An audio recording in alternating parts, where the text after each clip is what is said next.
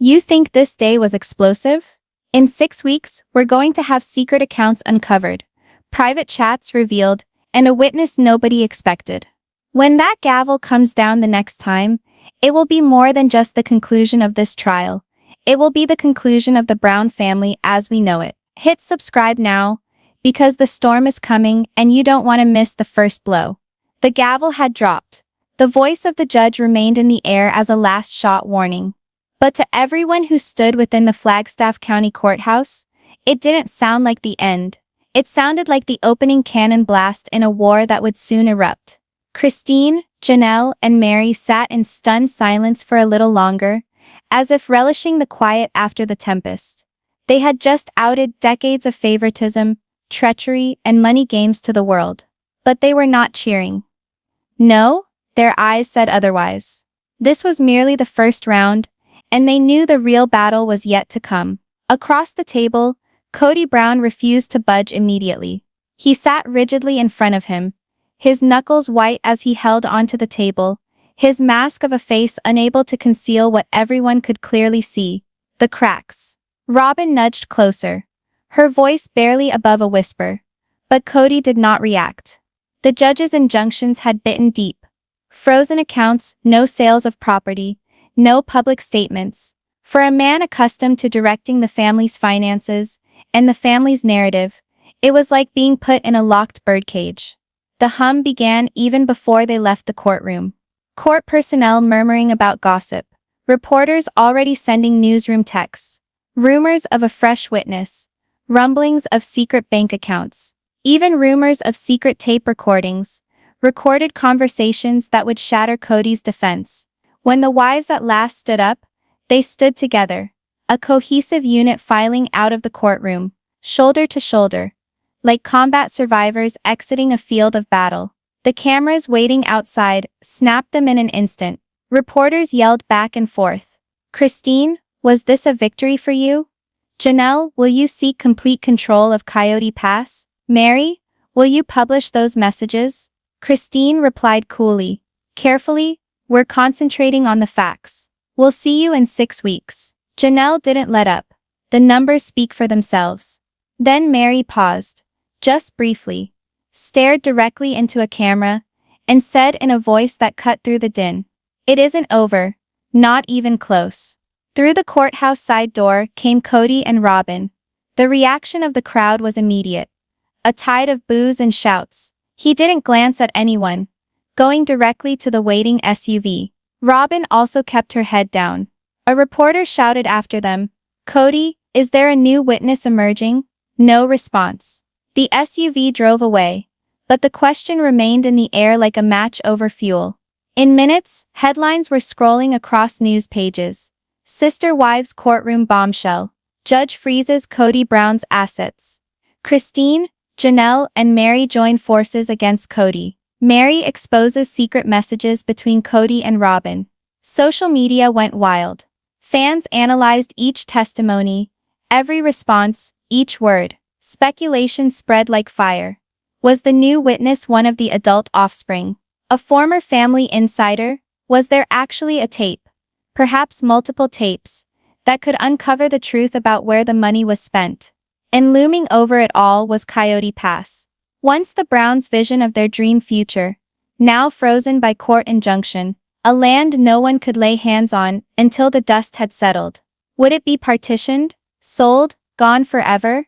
It had grown beyond mere dirt. It was a prize, a bargaining chip and a symbol of who would emerge victorious once this war was fought and won.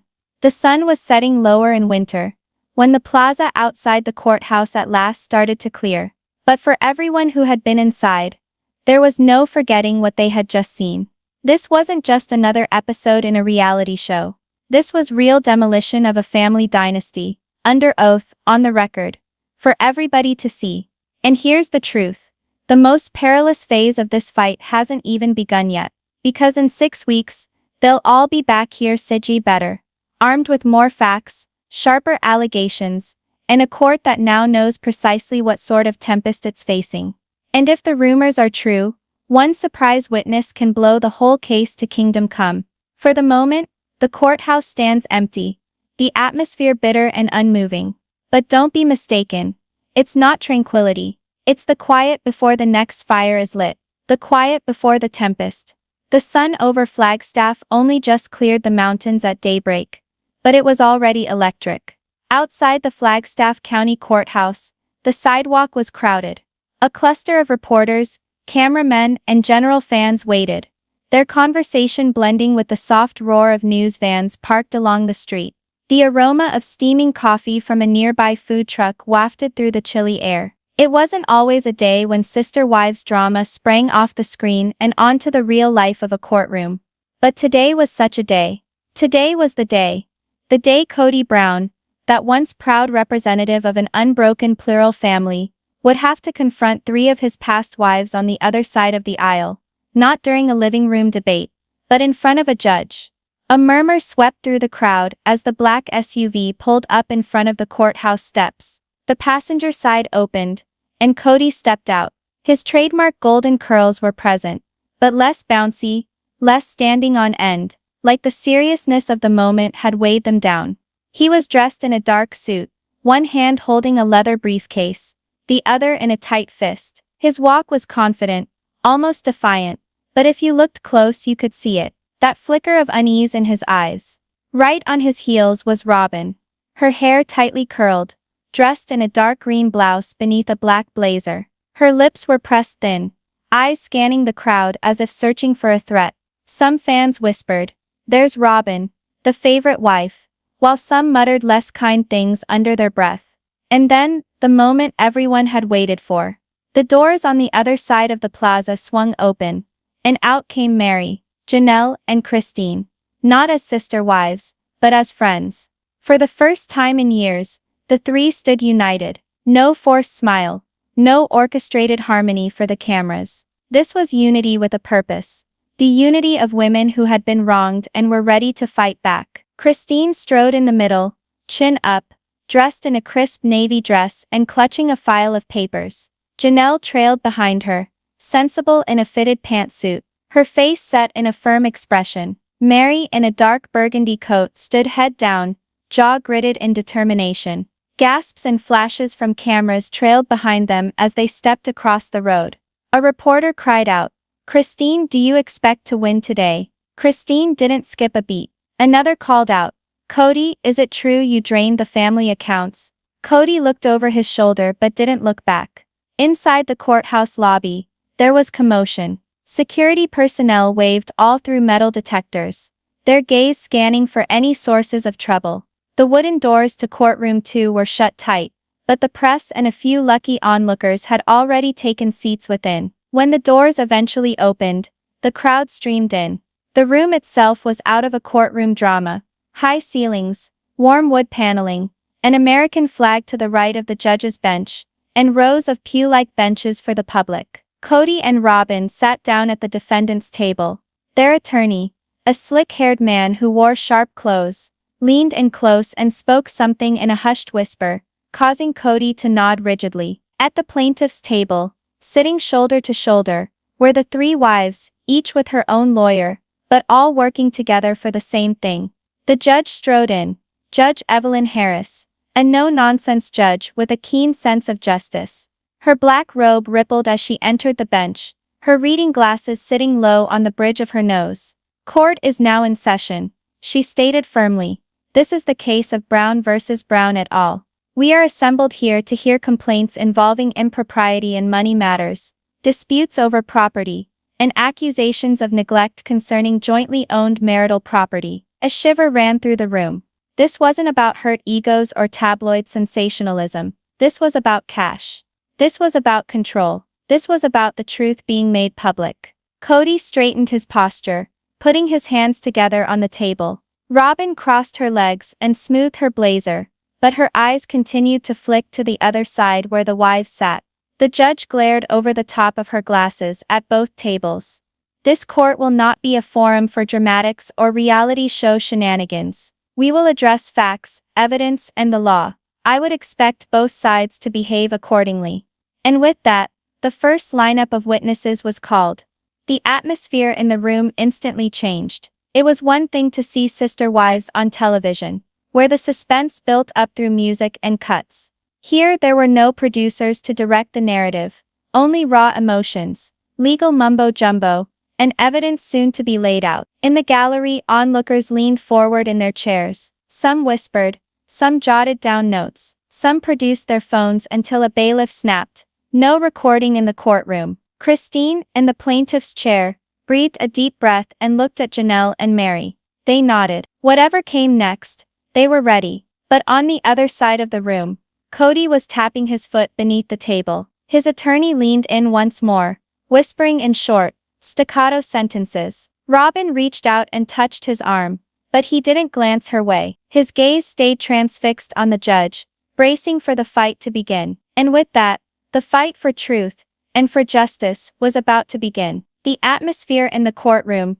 changed the instant that Kody Brown's name was called. It wasn't quite excitement. It was a stillness that occurred when every person in the room was aware that something great was going to take place. Christine stood up from her chair slowly, her navy blue dress rustling as she moved. She clutched a thin folder in her fingers, but they were white-knuckled, her knuckles showing. This was not the Christine of seasons 1 and 2 of Sister Wives, smiling demurely while forcing down her anger. This was a woman who had walked out of the marriage, started again, and had come here to confront Kody with courage. The bailiff escorted her to the witness stand, and she rested her left hand on the Bible, lifting her right. "Do you swear to tell the truth, the whole truth, and nothing but the truth?" "I do," she said, her voice firm but tinged with emotion. She took a seat, readjusted the microphone, and glanced over at Kody for a moment, not with desire, not with wrath, but with the stare of a woman who'd had enough of being silenced. Her lawyer, a calm woman in her middle years with a stylish bob haircut, came forward. "Mrs. Brown, can you tell the court why you are here today?" Christine breathed in deeply. "I am here because I was told for years, my voice didn't count, that I was secondary in this family. Not because I was a lesser wife, but because I was not Robyn. I am here because my children and I were emotionally and financially neglected. And I have proof." Whispers echoed through the gallery. Robyn changed positions, avoiding eye contact. Kody's attorney began writing frantically on a notepad. Christine pulled out her folder, removing the first of the papers, a bank statement. "This," she held up, "is our joint family account. You can see here that in January last year, $12,000 were taken from it without my knowledge or permission. That cash wasn't spent on family bills or household expenses. It was paid straight into an account for Robyn's internet clothing business." Kody's attorney leapt up. "Objection, relevance." The judge silenced him with a raised hand. "Overruled. Go on, Mrs. Brown." Christine nodded and kept turning pages. "This was not an isolated incident. In the span of 2 years, I followed over $80,000 in payments from accounts we all contributed to. Payments that went only to Robyn and her kids. At the same time, my children required braces, our grocery budget was cut, and I was paying out of pocket for school supplies." She stared straight at Kody. "You said we didn't have the money, Kody, but we did. You just didn't spend it on us." The gallery burst into whispers once again, and even some gasps. The bailiff spun his head sharply around to the back row, gesturing for quiet. Christine's lawyer strolled over to the judge's bench and handed him copies of the papers. Judge Harris removed her glasses, reading the first several pages with a scowl. "Mr. Brown, you can respond later, but I'd like to hear the remainder of Mrs. Brown's testimony." Christine went on, her voice gaining confidence.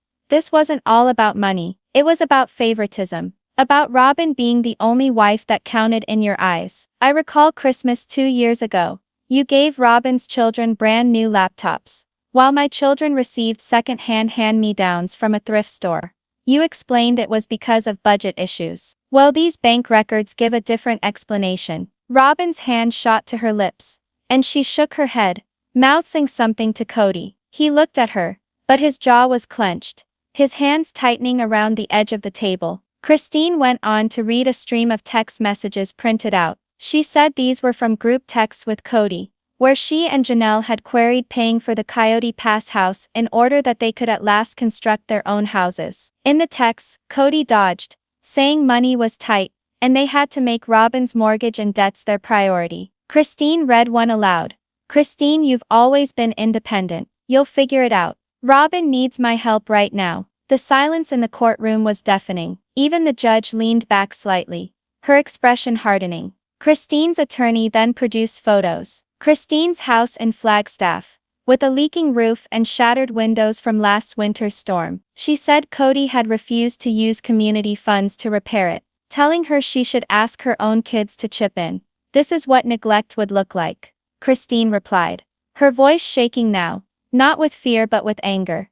It's not even the dollars. It's about the message that it sends, that some kids are more valuable than others. She shut her folder, but her lawyer wasn't finished. Mrs. Brown, how did this impact you personally? Christine spoke in a softer voice, but the words cut hard. It broke me. For years I spoke to myself as if I were a charity, that the family was my priority, that I must be patient, supportive, tolerant. But when I saw my children suffering, not emotionally but living with less while the rest of the family lived in plenty, I knew I wasn't shielding them. I was abetting the favoritism. Staying in the marriage wasn't about abandoning hope. It was about prioritizing my children over a man who had already prioritized someone else. Her eyes welled up with tears for a moment. She glanced at Meri and Janelle, who nodded silently, their eyes brimming with tears too. The judge paused for a long time before speaking. Thank you, Mrs. Brown. This evidence, along with the records, will be placed in the record. As Christine left the stand, the court appeared to hum with a collective agreement. This wasn't merely the tale of a broken marriage. This was the collapse of a family system. And Christine had just tugged on the first thread. Kody sat tense, his expression a combination of irritation and unease. Robyn edged closer to him, speaking softly, but his gaze remained fixed on the table before him. He knew, everybody knew, that Christine's deposition had fallen like a sledgehammer. And as Christine came back to her chair next to Janelle and Meri, something in the room changed. Handled savings accounts for the shared household expenses. And during that time, the attorney went on. Did you notice any improprieties in the way money was being dealt with? Janelle shifted slightly toward the microphone. Yes, not only improprieties, patterns. She opened the folder and removed the first pile of papers. These are account statements on our joint investment accounts for the past 5 years. Notice that each time the balance was beginning to accumulate to the sum we required for our Coyote Pass development, there was an inexplicable, unexpected withdrawal. The lawyer gave the judge, the defense and the court clerk copies. Judge Harris put on her reading glasses and started reading through the pages. Janelle touched the document with her finger. Many of these withdrawals were tens of thousands of dollars. And I would ask Kody about it. And I was told it was for urgent family expenses. But it wasn't for all of us. It was for Robyn's half of the household. The attorney nodded. Can you give us some examples? Yes, Janelle said, turning to another page in her folder. $50,000 was withdrawn one day in March 2021. That paid off the remaining amount of mortgage on Robyn's property. 2 months after that, $23,000 was withdrawn to pay back taxes on a property Robyn and Kody owned jointly.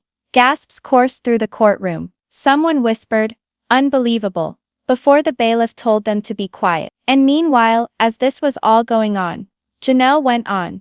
My demands for simple repairs to my house, a malfunctioning furnace in the middle of winter among them, were turned down. I had to dip into my personal funds to make my home habitable, while communal family money was being diverted elsewhere. Kody fidgeted in his seat. His attorney jotted something on a pad of legal paper and pushed it down the table toward him. But Janelle wasn't finished. She produced a printed spreadsheet.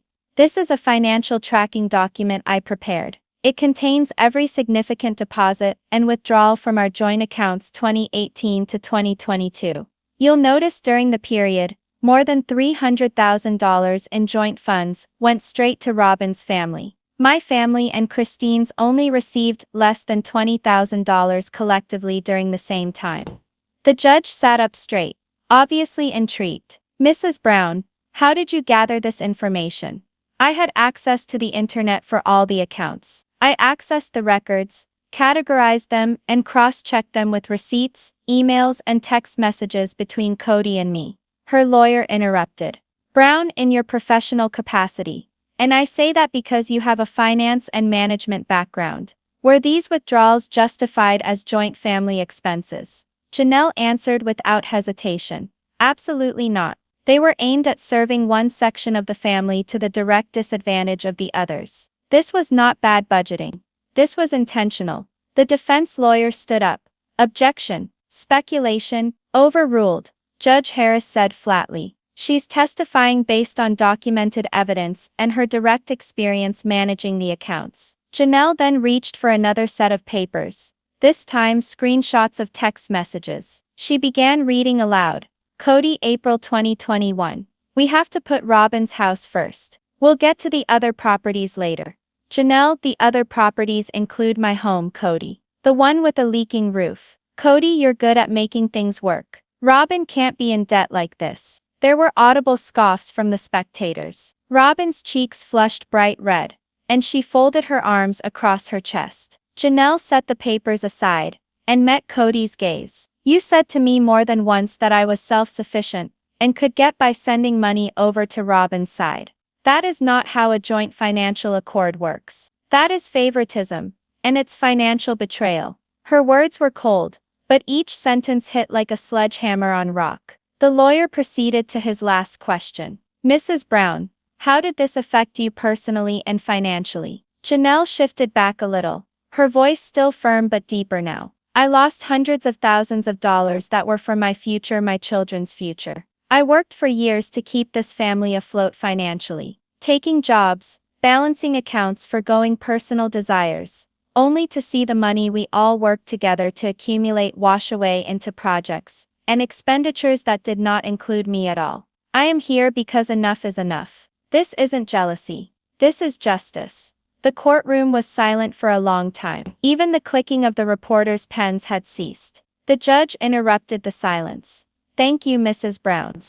This will be entered into the record. Janelle rose and retrieved her papers before sitting back down in her place between Christine and Meri. Christine nodded to her, a small approving smile. Meri leaned forward and whispered something that caused Janelle's lips to curve into the faintest of smiles. Across the aisle, Kody visibly shook. He whispered to his attorney in rapid spurts, while Robyn remained stiff, her eyes locked on the judge, as if commanding the proceedings to come to a close. But the day was far from over. Far from it. Up next was Meri, and although she didn't present the spreadsheets and dollar figures that Christine and Janelle had, she was about to unleash a bombshell of an emotional kind that would shake the room in a very different manner. If Christine's had been fire and Janelle's ice, then what followed was a storm. When the bailiff called Meri Brown to the witness stand, you could sense the room shift forward.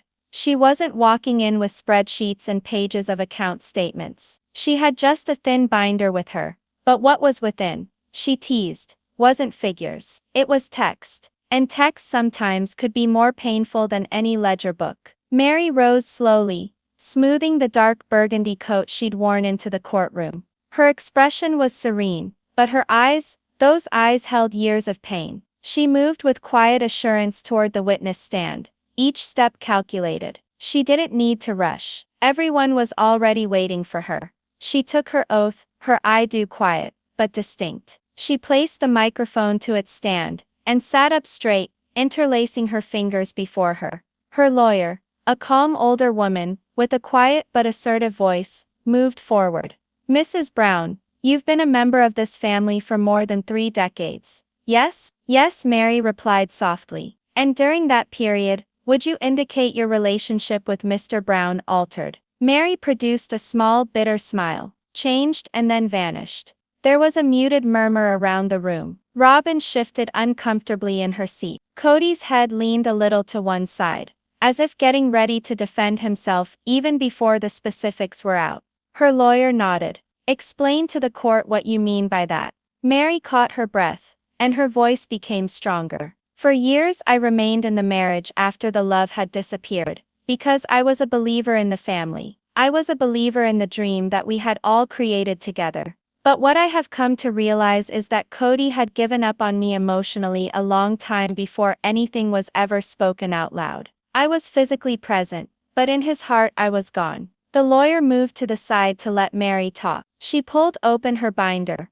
which contained a pile of printed documents. These are personal messages, she explained, between Robyn and Kody, over several years. I received them because a family member accidentally forwarded them to me. The messages outline how they discussed estranging themselves from me, emotionally and financially, without causing public scandal. The gallery responded immediately, murmurs spreading over the wooden benches. Judge Harris struck her gavel once for quiet. Proceed. Meri held up the first page. Here's one from July 2018. Kody wrote to Robyn, "Meri's been on the outs for a while. I think it's time we start talking about separating assets quietly. If we make it gradual, the fans won't notice until it's old news." Kody shifted in his seat, tightening his jaw. Robyn looked down at the table, her face red with a blush. Meri went on reading another. October 2019. Robyn wrote to Kody, "We just need to make sure she doesn't have a claim to Coyote Pass. If she pushes for it, we say it's already tied up in other plans." Gasps once more, louder than before. Meri's tone did not falter as she read on. March 2020. Kody, she's a distraction from what matters now. I need to focus on you and the kids. We'll figure out the legal part when the time comes. The defense attorney stood up. Objection, hearsay. Judge Harris looked at papers in her hand and shook her head. Overruled. These messages are authenticated documents from the plaintiff's exhibits. Meri closed the binder halfway, allowing the weight of the words to take root before she spoke again. This wasn't about me as a wife anymore. It was about erasing me, making me disappear from the picture without a scene, without a public fallout. But I'm here today to make sure my voice is heard, because for years it wasn't. Her attorney stepped forward again. Mrs. Brown, aside from these messages, how else did this emotional and financial distancing manifest? Meri's expression tightened. I was excluded from important decisions regarding the future of the family. I wasn't informed about purchases of property until after they'd occurred. I wasn't invited to important family events. Or if I was, it was as an afterthought, like at the last minute. When family money was spent on renovations on Robyn's house, I requested repairs on mine, and I was informed there wasn't sufficient money. In contrast, I went on to find out later that tens of thousands had visited Robyn's projects. She paused, taking a deep breath before speaking, her voice cracking. It wasn't the money, it was the total elimination of my position in the family. I was no longer a partner, no longer a wife to him. I was simply present, and when I attempted to discuss it, I was informed that I was being dramatic, that I was reading too much into things. But these messages demonstrate that I wasn't making it up. Christine and Janelle sat across from the plaintiff, watching Meri. You could sense the subtle solidarity in their stance. This was not Meri's alone. It was part of a pattern each of the three had experienced. The attorney spoke softly. Mrs. Brown, what do you desire from this case? Meri focused on Kody. I desire what is rightfully mine. I desire my portion of the property I contributed to. And I desire the truth to be out there. Because I'm tired of being whitewashed into nothing. You wanted me gone, Kody? Well, here I am. A wave of feeling ran through the room. Even the judge's stern face softened for an instant. And then there was the cross-examination. Kody's lawyer stood up, fussing with his tie. Mrs. Brown, these texts, you say they were private between my client and his wife. Are you not pulling them out of context? Meri didn't shift in tone. Context doesn't reduce them from being real. They said what they said. They schemed what they schemed. The lawyer attempted again. You remained in the marriage years after these so-called conversations. If this was so hurtful, why not leave sooner? Meri's response was quick. Because I still had faith in the family. I wanted things to get better. And honestly, I thought maybe one day I could be enough again. But when I saw those messages, I knew I'd been holding on to something that didn't exist anymore. The cross-examination fizzled quickly after that. Meri's calm delivery made her impossible to shake. She returned to her seat, closing the binder with a soft but final thunk. Christine reached over and placed a hand on her arm. Janelle gave a small nod. Across the room, Kody sat rigid, his face a mask, while Robyn leaned in, whispering something hurriedly in his ear. But the damage was done. Christine had brought the fire. Janelle had brought the evidence. And now Meri had brought the betrayal to light. The courtroom was ready for the next move. Kody's turn on the witness stand. But first, Judge Harris had a few pointed words that would have the last confrontation. Tension in the courtroom was electric. The air felt heavier now, thick with everything that had been laid bare in the past hours.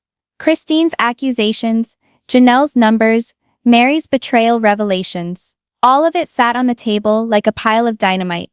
And now, it was Kody Brown's turn to face the blast. When his name was called by the bailiff, Kody stood up slowly.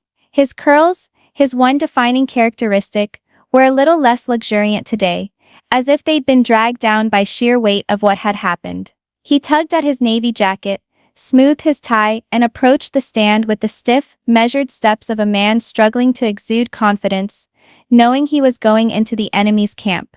The oath was administered. "I do," Kody declared loudly, his voice louder than it had to be, as if he wanted to demonstrate he wasn't shaken. His lawyer went first for the direct examination, recognizing they had to attempt to reassert the narrative before the wives' attorneys dismantled it. "Brown, you've heard testimony today. In your own words, how do you respond to allegations against you?"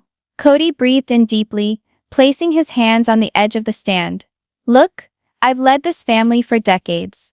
I've made choices, tough ones, with the hope of keeping everyone safe. These accusations, their misrepresentations, distortions of individual credit card indebtedness that existed prior to her marriage to you. While Christine is informed there is not enough to fix a leaky roof." Kody's mouth dropped open, but no sound came for a second. He adjusted himself in his seat. "That was a part of the general family budget plan. It's complex. It's really quite simple," the lawyer interrupted brusquely. "You elected to cover Robyn's charges rather than keep Christine's house in repair. Yes or no?" Kody looked at his lawyer, then grumbled, "Yes, but no need for further explanation." The lawyer replied, looking back at the table. The point had been made. Then Janelle's lawyer stepped in, holding up the spreadsheet she'd displayed earlier. "Mr. Brown, based on these records, over a 4-year span, your household with Robyn took more than $300,000 from shared accounts, while Janelle's took under $15,000. How is that consistent with your assertion of treating all households the same?" Kody leaned forward, her hands clenched around the sides of the witness stand. "Because Robyn had more immediate needs. She had younger children, legal bills from her custody battle, mortgage payments due. And you don't consider braces for Janelle's children, or a functioning furnace during winter season as immediate needs?" the attorney questioned. The face of Kody turned beet red. "I didn't say that. You didn't need to," the attorney said icily, before taking her seat. Last but not least, was Meri's lawyer. She made her way slowly to the witness stand, carrying the printed messages. "Mr. Brown, these are your words. It's time we start talking about separating assets quietly. Are you saying you did not write this?" "No, but it was, and this one. She's a distraction from what matters now." "You acknowledge you said that too?" "Yes, but it's not." The lawyer moved closer, her tone stern. "You can sugarcoat it all you'd like, Mr. Brown, but these are not the words of a man willing to be fair or unified. These are the words of a man actively planning to shut his wife out." Kody's shoulders dropped a fraction, but his eyes shifted toward Robyn, who looked down at the table. After the lawyers had spoken, Judge Harris leaned forward, her eyes scanning the courtroom. "Mr. Brown, this court is not here to arbitrate reality television melodrama. We are here to resolve the very real concerns of financial equality, contractual agreements, and property rights. And at the moment, based on what I have heard and witnessed, there are serious questions about your behavior in maintaining joint assets." The judge's voice grew stern. "Effective immediately, all joint accounts connected to these parties will remain frozen until this court has completed its review. Neither side is to make withdrawals, transfers, or property sales without court approval. Any violation will be met with immediate sanctions." Kody's mouth tightened. Robyn whispered something quickly, but the judge's voice cut through the murmurs. "In addition, I am instructing both sides to avoid public statements that might prejudice these proceedings. That includes no interviews, no tweets about this case, and no press releases. If I witness this court used as a publicity spectacle, there will be repercussions. The gavel came down once.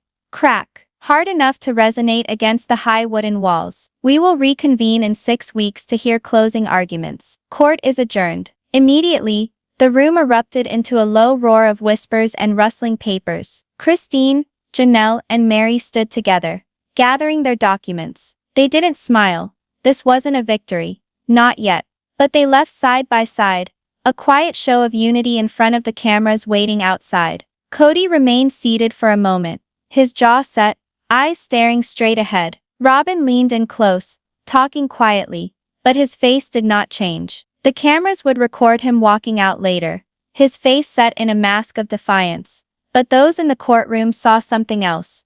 A man who understood that the next round could go even more poorly for him. As the wives emerged into the glare of cameras outside, a reporter yelled, "Christine, do you think you'll win?" She looked back at the courthouse and replied simply, "We're just getting started." And she was telling the truth. This was not the end. This was just the start of an even larger war. One that boded more disclosures, more conflicts, and perhaps the ultimate public disintegration of